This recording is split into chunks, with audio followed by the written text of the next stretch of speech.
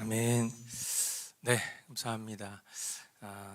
우리 전후좌우에 우리 믿음의 가족들 서로 바라보시면서 인사 나누겠습니다. 사랑하고 축복합니다. 네, 멀리 계신 분들도 좀 이렇게 얼굴 바라보시면서 사랑하고 축복합니다. 네, 오늘 여러 가지 사정으로 또 가정에서 예배하시는 분들이 제법 많은데요. 우리 화면에 우리 손 흔들어서 사랑하고 축복합니다 인사 나누겠습니다. 네, 이사야서 강해 28번째 시간입니다. 만군의 주님께서 왕이 되실 터이니라는 말씀의 제목 가지고 이사야 24장 말씀 전하도록 하겠습니다. 우리는 그동안 이 열방에 대한 신탁의 내용들을 13장부터 23장까지 함께 우리가 살펴보았습니다. 열방의 신탁, 이 열방을 향한 경고를 통해서 하나님께서 저와 여러분들에게 말씀하시고 싶은 그 결론이 무엇일까?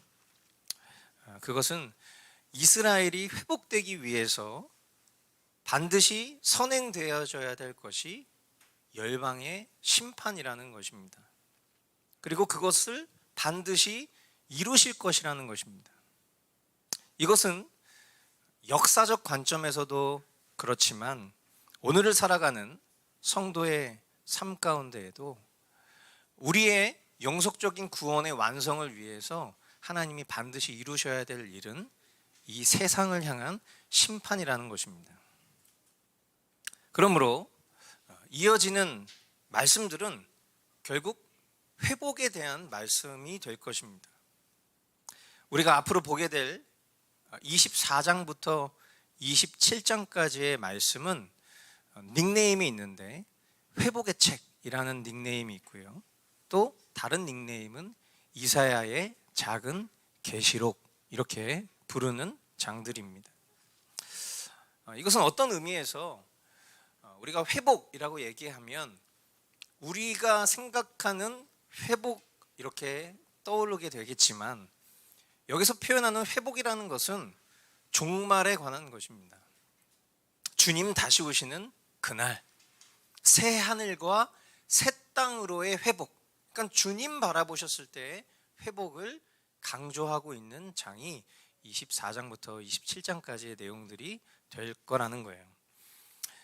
그래서 어쩌면 이사야가 이 이사야서를 기록한 지금으로부터 약 2800여 년 전보다 지금 주님 오실 날이 훨씬 더 가까워져 있는 오늘을 살아가고 있는 저와 여러분들에게 이 말씀의 본문들이 더욱 깊이 체감되는 그런 말씀이 되지 않을까 싶은 것입니다. 그런 것들을 우리가 한번 생각하면서 오늘 우리 24장 말씀을 살펴보겠습니다. 자, 하나님께서 온 세상을 심판하실 때는 어떤 일이 벌어지는가? 말씀 여기저기에 실제적으로 드러나는 현상들이 기록이 되어 있는데 특별히 오늘 이 24장 서두에 보니까 모든 피조 세계가 한마디로 그냥 리셋이 되는 거예요. 황무지 이런 표현들을 썼는데 한마디로 그냥 다 모든 것들이 갈아엎어지는 형국이 된다라는 것입니다. 1절부터 3절까지의 말씀을 보면 주님께서 땅을 텅 비게 하시며 황폐하게 하시며 땅의 표면을 뒤엎으시며 그 주민을 흩으실 것이니 이 일이 백성과 제사장에게 똑같이 미칠 것이며 종과 그 주인에게 하녀와 그 안주인에게 사는 자와 파는 자에게 빌려주는 자와 빌리는 자에게 이자를 받는 자와 이자를 내는 자에게 똑같이 미칠 것이다. 땅이 완전히 텅 비며 완전히 황무하게 될 것이다. 주님께서 그렇게 된다고 선언하셨기 때문이다. 아멘. 모든 것이 다 리셋이 되는데 그 모든 것이 다 원형으로 모든 것이 그냥 아무것도 없는 상태로 돌아갈 때에 가장 특징적인 모습을 설명하는 것이 바로 무엇이냐면 주종 관계가 없어진다는 거예요.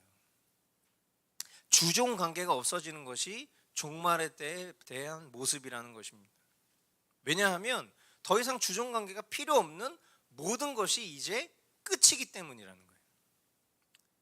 그러나 이것을 우리가 종말론적 관점에서 생각을 해보면 여러분들 배우셨겠지만 우리가 종말론을 이야기할 때 우리가 특별히 천년왕국설의 기준을 통해서 무천년설, 역사적 전천년설을 우리가 채택하고 있다라고 말씀을 드린 적이 있습니다.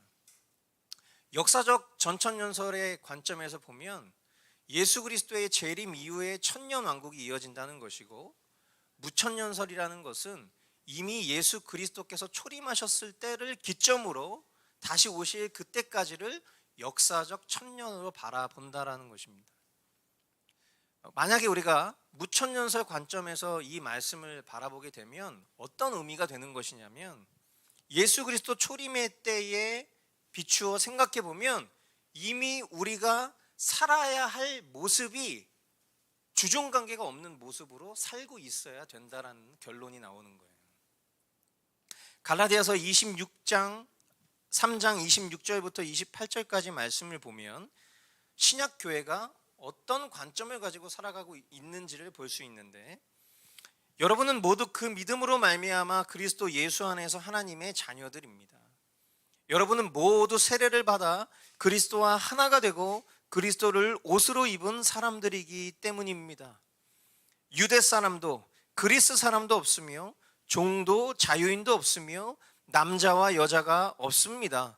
여러분 모두가 그리스도 예수 안에서 하나이기 때문입니다. 아멘.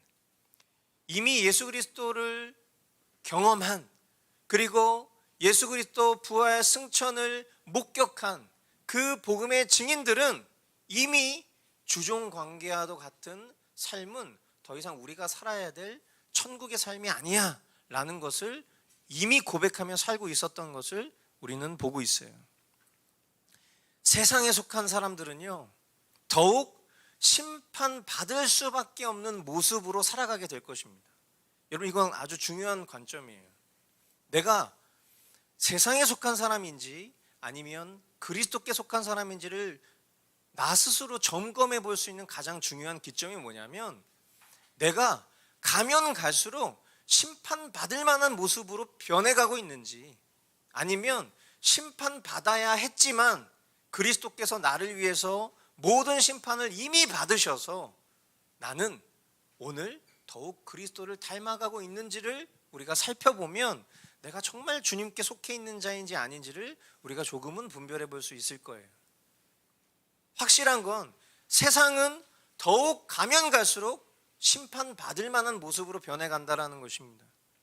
높고 낮음이 더욱 선명해지고요, 빈부격차가 더욱 극심한 모습으로 흘러갈 거라는 거예요. 그러니까 우리가 그런 모습에 대해서 통탄하고 그런 모습들을 고치기 위해서 우리가 소망을 품지만, 사실 성경의 관점은 그런 모습이 더욱 극심하게 보여질 거라는 것을 말씀하고 있어요. 그러나 그리스도 안에서 거듭난 성도들은요, 어차피 그렇게 될 거니까 그렇게 생각하고 사는 것이 아니라 더욱 그런 모습 속에서도 우리는 그리스도 안에서 하나 되어 높고 낮음과 고저가 있지 않은 그런 차별 없는 그런 삶을 우리가 살도록 힘써야 된다는 것입니다. 주님께서 한 영혼을 존귀하게 여기시는 것처럼 우리 또한 사람을 높고 낮음의 관점으로 분류하는 것이 아니라 오히려 우리는 낮아져야죠. 주님은 낮아지기 위해서, 섬기기 위해서 이 땅에 오셨다는 것을 우리에게 가르쳐 주셨기 때문에 우리는 낮은 자리에서 영혼을 섬기는 이들이 되어야 하는 것이죠. 오히려 상대를 나보다 더 높은 사람, 나는 그보다 더 낮은 자로 여기는 것이 성경의 가르침 아니겠습니까? 그렇게 심판의 날이라는 것은 결국 참된 성도에게는 성화된 모습으로 더욱 심판받을 것이 없는 날, 그런 날이 되기를 소망해야 하는 것입니다. 아멘. 이처럼 주님의 날을 고대하는 이들은 시간이 흐르면 흐를수록 더욱 자신의 삶을 돌아보고 정비하면서 이미 자신을 위해서 대신 심판받아 주신 그 주님의 은혜만 붙잡고 살겠지만, 세상에 속한 이들은 변함없이 온통 쾌락과 죄를 사랑하는 모습에서 돌이키지 않을 것을 말씀합니다. 땅이 메마르며 시든다. 세상이 생기가 없고 시든다. 땅에서 높은 자리를 차지한 자들도 생기가 없다. 땅이 사람 때문에 더럽혀진다. 사람이 율법을 어기고 법령을 거슬러서 영원한 언약을 깨뜨렸기 때문이다. 그러므로 땅은 저주를 받고 거기에서 사는 사람이 형벌을 받는다. 그러므로 땅의 주민들이 불에 타서 살아남는 자가 얼마 되지 않을 것이다. 온 세상이 심판을 받아서 황폐하게 된다라는 이 반복적인 선포의 이유가 무엇입니까? 이 땅이 심판을 받는 이유가 뭐예요? 하나님이 보시기에 마음에 안 들어서 그냥 다 갈아엎는 것입니까? 아니에요. 우리가 계속 이사야서를 통해서 거듭 확인했지만 이 땅이 심판을 받는 이유는 그들이 세상이 죄로부터 돌이키지 않았기 때문입니다. 결국 그들의 죄 때문이라는 것을 우리는 기억해야 돼요. 무신론자들이나 하나님께 속하지 않은 자들은요, 하나님을 심판주로 묘사하기를 좋아합니다. 그래서 마음에 들지 않으면 그냥 언제든지 갈아엎어버리는, 그러면서 인류 역사상 단 한 번밖에 없었던 그 전무후무했었던 노아의 홍수 사건을 가리키면서 거봐, 하나님 자기 마음에 들지 않으면 그냥 언제든지 자기의 형상대로 지은 존재들도 다 죽여버릴 수 있는 그런 아주 무시무시한 신이야, 이런 식으로 묘사하기를 좋아하지만 여러분 꼭 기억하셔야 돼요. 심판 이전에 경고가 있고요, 그 경고는 우리가 생각하는 수준과는 비교할 수 없을 만큼 오랜 세월이에요. 저와 여러분들이 지금 살아있는 이유도 하나님께서 오래 참으시기 때문 아니겠습니까? 이 세상의 죄악이 이토록 관영했지만 그럼에도 불구하고 하나님의 심판이 더딘 것은 하나님이 심판하시기를 까먹거나 아니면 하나님께서 우리를 테스트하시는 것이 아니라, 하나님 지금도 뭇 영혼들이, 특별히 하나님께서 택하신 영혼들이 주님께로 돌아오기를 오래 참고 기다리고 계신다는 걸 알아야 돼요. 그러나 그럼에도 불구하고 이 세상에 심판이 있는 이유는 그들의 죄악 때문이라는 것입니다. 그러므로 이런 경고가 지금 저와 여러분에게 들려지고 있다는 것은 그저 강단에서 해야만 하고 또 회중들이 들어야만 하는 설교가 아니라 세상과 구별되이 마지막 때를 살아야 하는 우리에게 하시는 주님의 실제적 음성이라는 것을 우리가 믿어야 할 것입니다. 경고를 들어야 할 자로부터 우리가 뛰어넘어서 우리가 서야 될 자리는 파수꾼으로 서야 되는 거예요. 파수꾼이 외친다. 여러분 그 설교 기억나시죠? 경고를 듣는 것은 우리를 깨우심이에요. 그러나 경고를 듣는 것으로만 멈춰 있는 것이 아니라 우리가 나아가야 될 자리는 파수꾼이 되어야 되는 그 자리라는 것입니다. 주님의 이 심판과 오래 참으심의 끝이 있다라는 것을 세상 가운데 선포하고 그들로 하여금 그리스도의 사랑으로 뛰어들게끔 하는 그 파수꾼의 역할이 우리가 해야 될 일이라는 것을 잊지 않았으면 좋겠습니다. 7절로 13절 말씀에 보니까요, 새 포도주가 마르며 포도나무가 시든다. 마음에 기쁨이 가득 찼던 사람들이 모두 탄식한다. 소구를 치는 흥겨움도 그치고 기뻐 뛰는 소리도 멎고 수금 타는 기쁨도 그친다. 그들이 다시는 노래하며 포도주를 마시지 못할 것이고 독한 술은 그 마시는 자에게 쓰디쓸 것이다. 무너진 성읍은 황폐한 그대로 있고 집들은 모두 닫혀 있으며 들어가는 사람이 하나도 없을 것이다. 거리에서는 포도주를 찾아 아우성치고 모든 기쁨은 슬픔으로 바뀌고 땅에서는 즐거움이 사라진다. 성읍은 폐허가 된 채로 버려져 있고 성문은 파괴되어 조각난다. 이 땅에 이러한 일이 일어나고 거기에 사는 백성에게 이러한 일이 일어날 것이니 마치 올리브 나무를 떤 다음과 같고 포도나무에서 포도를 거둔 뒤에 남은 것을 주울 때와 같을 것이다. 변함없이 쾌락과 죄를 사랑하여 하나님의 경고를 무시하고 살던 세상의 즐거움도 그치고 반드시 주님의 심판이 진행될 그날은 올 것입니다. 사람의 즐거움은 먹고 마시며 기뻐하고 즐거워하고 노래 부르는 것, 그렇게 표현돼요. 성경은 먹는 것이, 마시는 것이, 기뻐하는 것이, 즐거워하는 것이, 노래 부르는 것이 나쁘다는 것이 아니라 세상적 즐거움의 모습들이 그러하다는 거예요. 그러니까 우리가 음주 가무에 능한 사람, 뭐 이런 표현들을 쓸 때 그것을 우리가 거룩한 형상으로 표현하지 않는 것과 같은 맥락인 것이죠.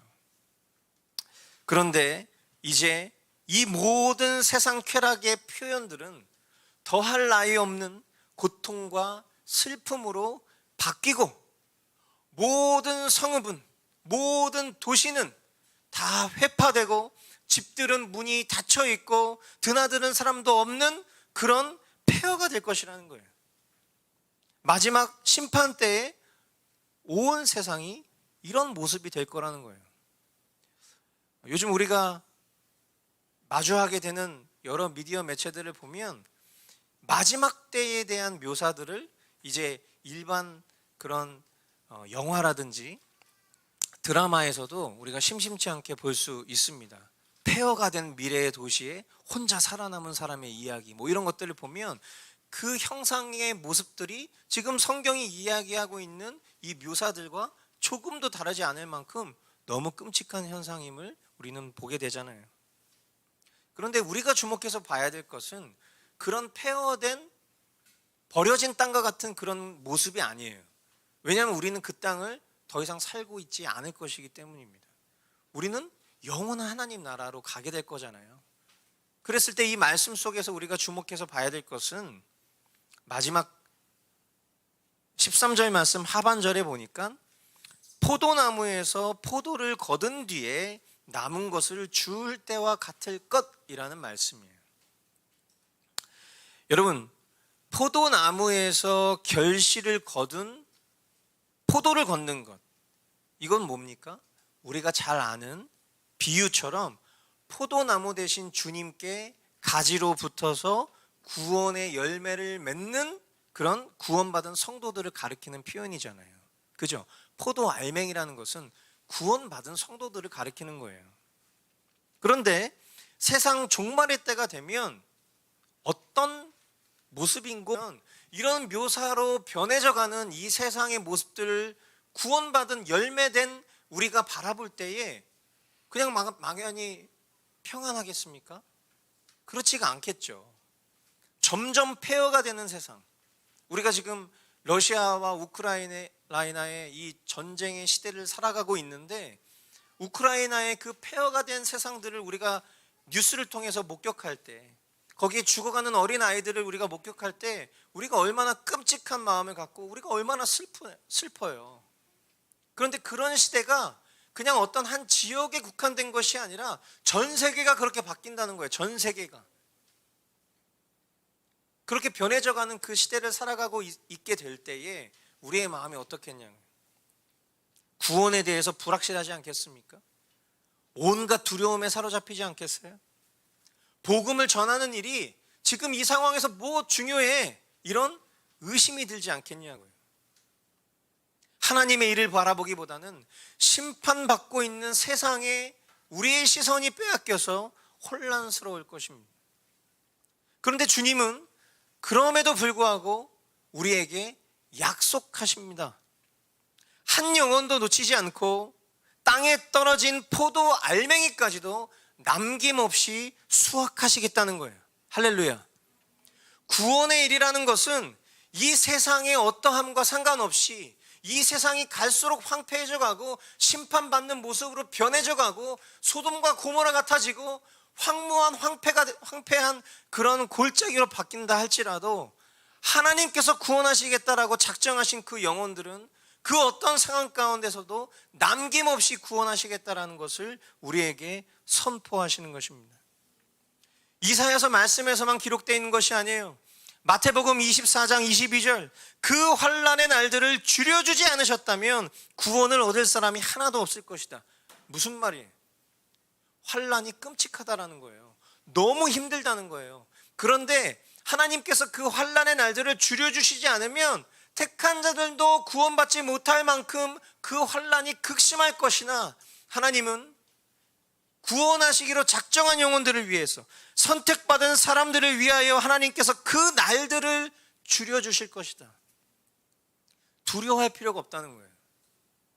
우리가 해야 될 사명과 그 소명을 붙들며 살아가기만 하면 되는 거예요.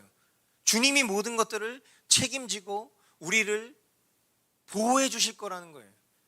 감당 못할 시련을 우리에게 주신 적이 없어요.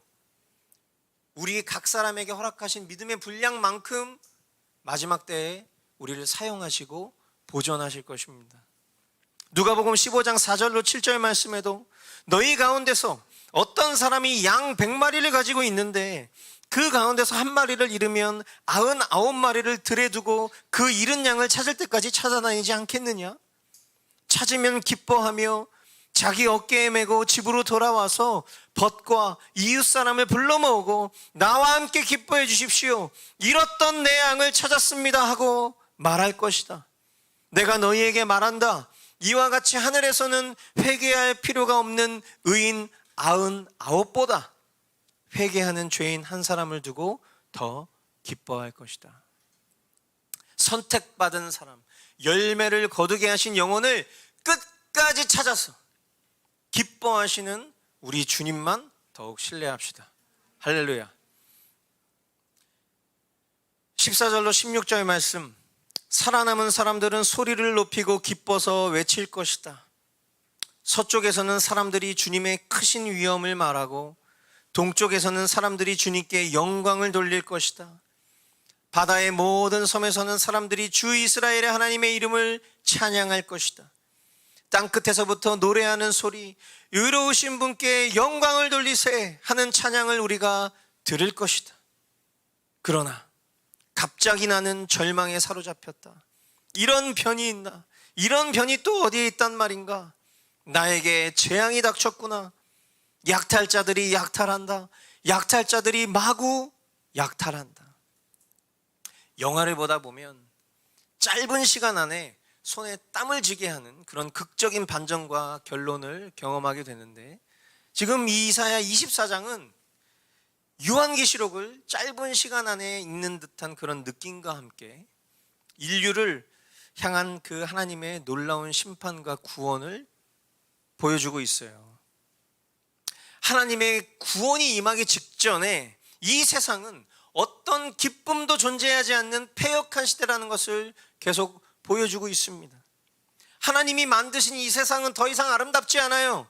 창조주이신 하나님의 이름이 땅에 떨어진 그 죄악이 관영하여서 아무런 소망이 보이지 않는 세상을 살아가고 있습니다.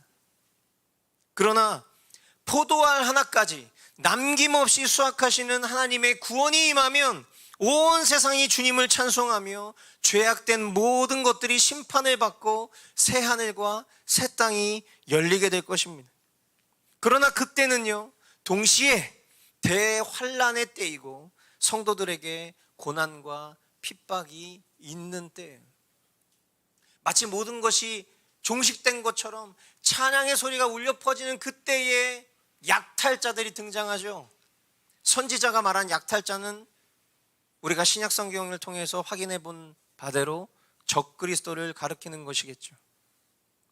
주님께서는 재림하시기 직전에 온 세상의 전쟁들, 기근들, 전염병들, 지진들, 적그리스도들과 거짓 선지자들, 그리고 배교와 핍박 등이 있을 것을 예언하셨어요.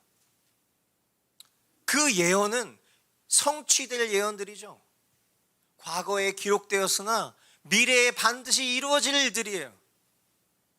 그러면 한번 생각해 보십시오.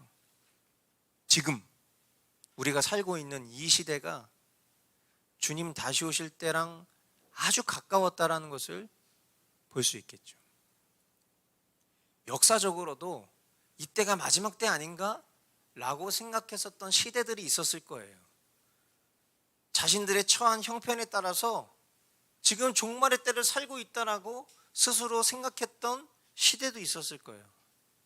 그러나 지금처럼 미디어가 발달하고 전 세계의 소식들을 내가 마음만 먹으면 찾아볼 수 있는 이 시대 가운데 과연 역사적인 종말의 때와 비교할 수 있을까 싶을 만큼 정말 지금 우리가 살아가고 있는 이 시대는 성경이 예언하고 있는 그 시대라고 말할 수밖에 없는 시간을 우리가 살고 있지 않은가 생각해 봅니다. 땅에 사는 사람들아, 무서운 일과 함정과 올가미가 너를 기다리고 있다. 무서운 소리를 피하여 달아나는 사람은 함정에 빠지고 함정 속에서 기어나온 사람은 올가미에 걸릴 것이다. 하늘의 홍수문들이 열리고 땅의 기초가 흔들린다. 땅덩이가 여지없이 부스러지며 땅이 아주 갈라지고 땅이 몹시 흔들린다. 땅이 술 취한 자처럼 몹시 비틀거린다. 폭풍 속의 오두막처럼 흔들린다. 세상은 자기가 지은 죄의 무게에 짓눌릴 것이니 쓰러져서 다시는 일어나지 못할 것이다. 그날이 오면 주님께서 위로는 하늘의 군대를 벌하시고 아래로는 땅에 있는 세상의 군왕들을 벌하실 것이다. 주님께서 군왕들을 제수처럼 토굴 속에 모으시고 오랫동안 감옥에 가두어 두셨다가 처형하실 것이다. 만군의 주님께서 왕이 되실 터이니 달은 볼 낯이 없어 하고 해는 부끄러워할 것이다. 주님께서 시온산에 앉으셔서 예루살렘을 다스릴 것이며 장로들은 그 영광을 볼 것이다. 이 세상에 남겨진 이들에게 두려움과 온갖 올무가 임하게 될 것이라고 성경은 말씀해요. 하늘에 홍수문이 열리고 땅에 기초가 흔들리고 세상은 자기가 지은 죄의 그 무게에 짓눌려서 일어서지 못할 것이다. 하나님께서 하늘의 군대라고 해서 좋은 이미지 같지만 그것은 사탄을 말하는 거죠. 사탄과 그의 군대를 벌하시고 그리고 이 땅의 모든 세상 권세자들도 남김없이 심판하실 것을 선언합니다. 그들은 최후의 순간까지도 무적행에 사로잡혀 있다가 하나님의 때에 풀려나서 영속적인 심판대에 서게 될 것을 선언합니다. 베드로후서 2장 4절, 하나님께서는 죄를 지은 천사들을 아끼지 않으시고 지옥에 던져서 사슬로 묶어 심판대까지 어둠 속에 있게 하셨습니다. 성경이 이토록 공교해요. 구약과 신약을 아울러서 대비를 해봐도 조금도 다름이 없이 오히려 보완되고 있다는 것을 우리는 이런 말씀들을 통해서 봅니다. 종말론적 관점에서 무천년주의자들의 해석들이 때로는 난해하게 여겨질 수밖에 없는 이유는 바로 이런 부분 때문이에요. 마지막 때에 1000년이라는 기간 동안 세상 권세자들과 하늘의 군대를 무적행 속에 던져놓으셨다가 왜 마지막 백보자 심판 전에 그들을 다시 풀으셔서 심판하실지에 대한 의문이 역사적 전천년설과 무천년 사이에 해결되지 않는 의문이에요. 그런데 지금 이 이사야서의 말씀과 방금 전 읽어드렸던 이 베드로전서의 말씀들을 보면 그것은 하나님께서 계획하신 플랜일 뿐이에요. 우리가 그 1000년이라는 기간 동안 왜 굳이 그들을 무적행 속에 가두셔야만 했을까? 그냥 예수 그리스도의 재림 때에 모든 것들을 다 끝내버리시면 되는 거 아니야? 그냥 천년왕국 필요 없이 바로 새하늘과 새 땅 직행하면 되는 거 아니야? 이렇게 우리가 하나님의 생각을 물어볼 때가 있는 거죠. 그런데 여지껏 우리가 살아오면서 하나님의 생각을 물었지만 모든 것들을 다 이해할 수 있었습니까?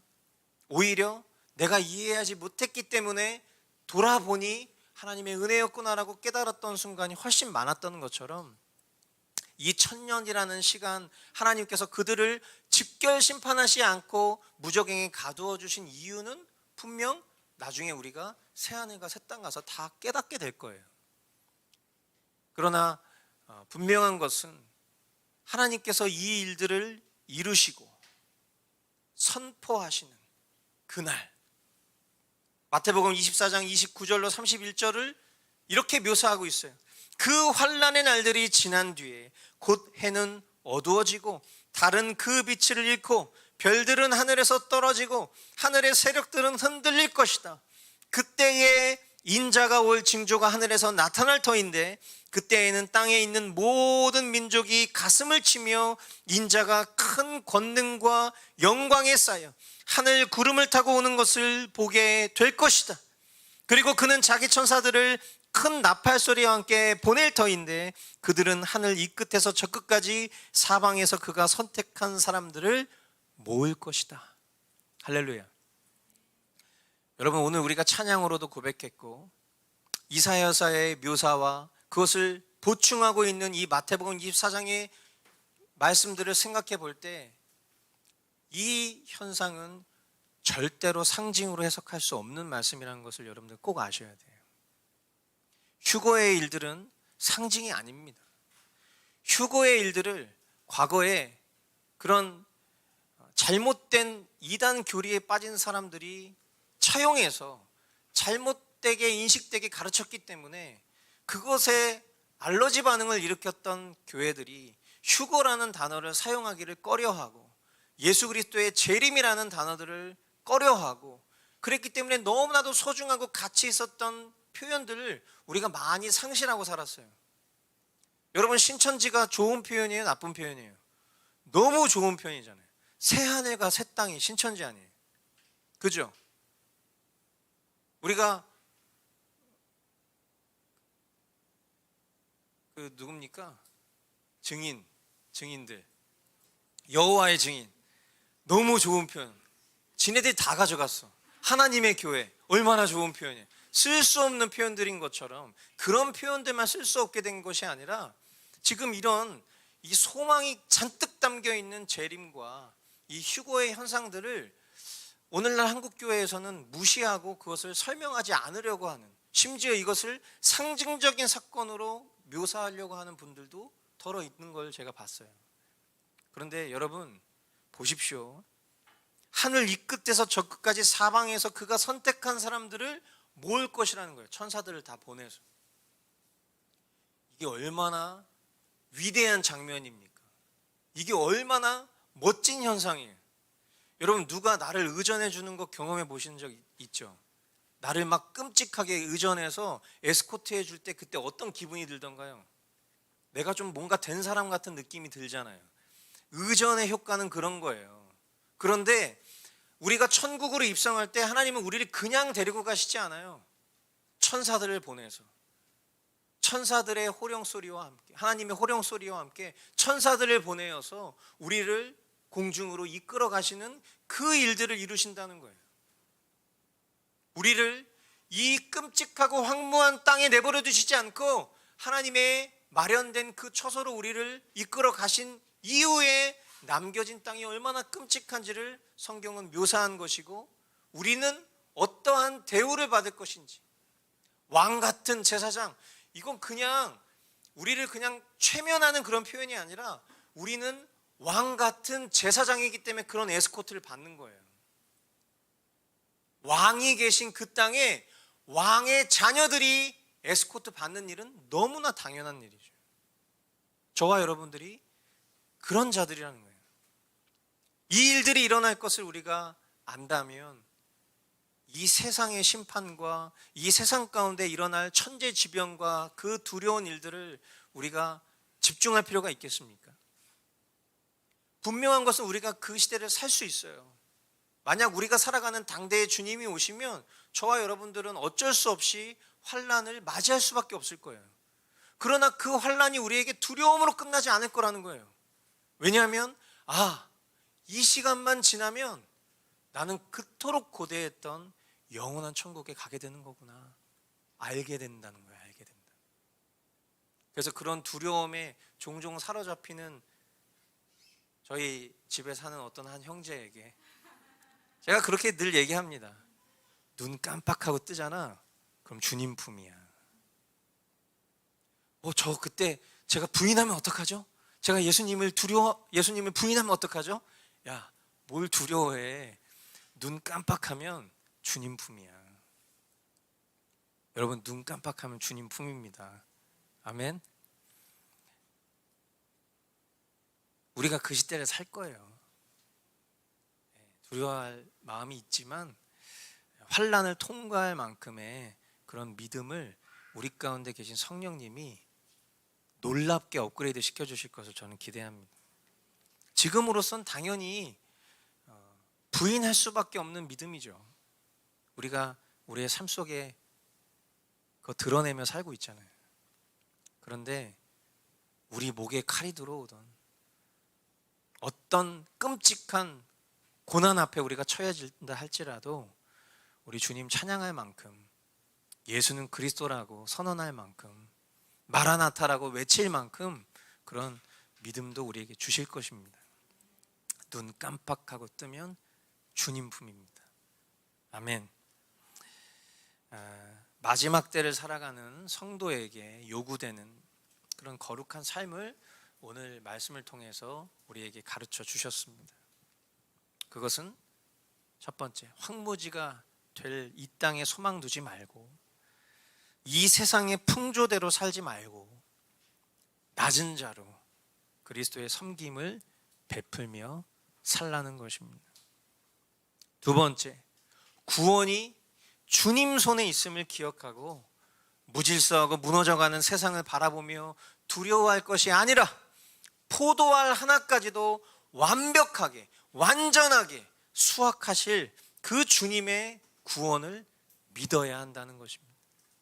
끝으로 종말의 때에 성경의 계시들을 우리가 알았으니까 그것을 우리의 심령 가운데 새기고 기억하여서 시대를 바라볼 수 있는 눈과 그 지혜를 발휘해서 지금이 마지막 때구나 라는 것을 알고 다시 오실 주님 고대하고 기다리며 준비하는 삶을 살아야 한다라는 것, 우리에게 가르쳐 주신 줄 믿고 우리가 이것 붙잡고 우리에게 허락된 한 주 더욱 승리하는 저와 여러분 되기를 주님의 이름으로 소망합니다. 주님 곧 오십니다. 마라나타. 기도하겠습니다. 사랑하는